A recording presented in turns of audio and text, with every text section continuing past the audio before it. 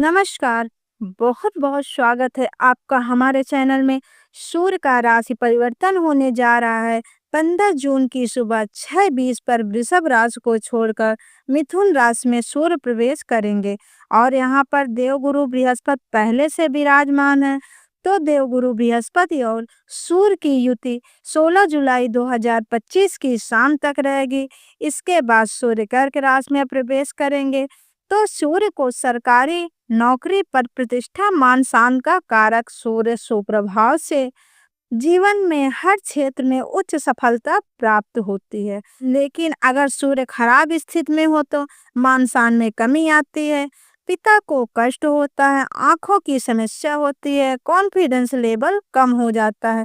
वृश्चिक राशि वालों, सूर्य आपके दसम भाव का स्वामी है और मिथुन राशि के गोचर यानी आपके अष्टम भाव में सूर्य आ रहे हैं। तो सूर्य का अष्टम भाव में आना, यहाँ पर देव गुरु बृहस्पति पहले से विराजमान है। आपके लिए सूर्य दसम भाव के स्वामी होने के साथ साथ जब अष्टम भाव में आएंगे तो थोड़ी सावधानी रखनी होगी, क्योंकि लाइफ में कुछ परिवर्तन भी देखने को मिलेंगे और यह परिवर्तन आकस्मिक होगा।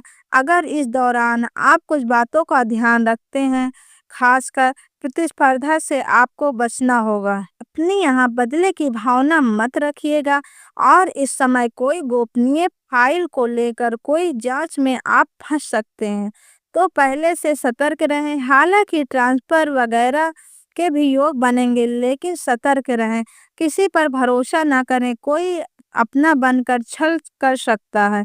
अब देखिए, कह सकते हैं दो धारी तलवार के बीच आप फंसते हुए नजर आएंगे, लेकिन बचने के उपाय क्या हैं यह भी मैं आपको बताऊंगी। वीडियो के अंत तक बने रहिएगा।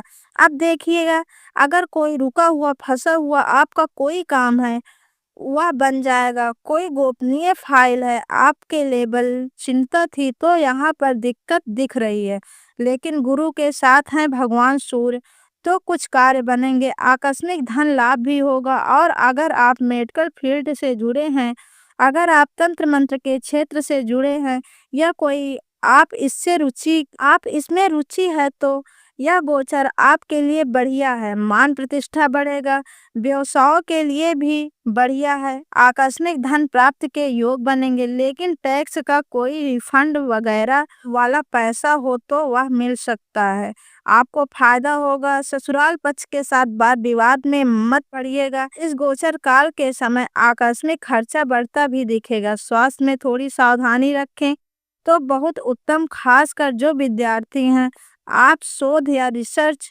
के क्षेत्र से जुड़े हैं तो बहुत अनुकूल। अगर आप मेडिकल फील्ड से जुड़े हैं या कोई गुप्त ज्ञान प्राप्त कर रहे हैं तो आपके लिए बढ़िया है। मनोविज्ञान जैसे चीजों का अगर अध्ययन कर रहे हैं तो आपके लिए शुभ है। तो मन की गहराई में उतरने के लिए, अध्ययन करने के लिए थोड़ा सा एकांत में रहना, कम बोलना और इन चीजों में आपको सफलता हो तो अगर आप किसी भी तरह का रिसर्च कर रहे हैं तो अनुकूल है। पारिवारिक जीवन बढ़िया रहेगा। ससुराल पक्ष में थोड़ा तालमेल का ध्यान रखिएगा और ससुराल पक्ष से थोड़ी दूरी दिख रही है। इस समय खान पान का ध्यान रखें, ऐसा कुछ भी किसी से कड़वा शब्द न बोले कि लोगों को हर्ट करे।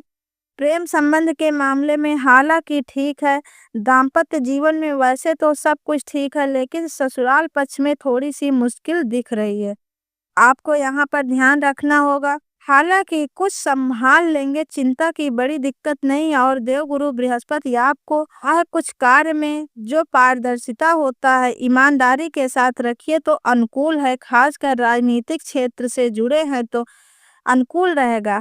अगर आप किसी भी तरह के मुश्किल में फंस जाते हैं तो टैक्स वगैरह के चक्कर में, खासकर राजनीतिक क्षेत्र से जुड़े हैं तो यहाँ पर थोड़ा सा ध्यान रखिएगा।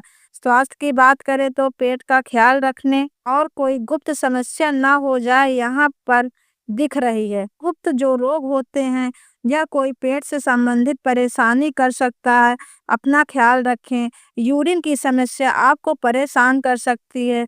पानी खूब पीजिए, अपना ख्याल रखिए। और दूसरा, भगवान सूर्य को 1 लोटा जल अर्पित करें, गायत्री मंत्र पढ़ें ताकि सही समय पर सही डिसीजन ले पाएं। हम आपसे विदा लेंगे। जानकारी अच्छी लगे तो लाइक करें, सब्सक्राइब करें, शेयर करें, कमेंट करें। धन्यवाद।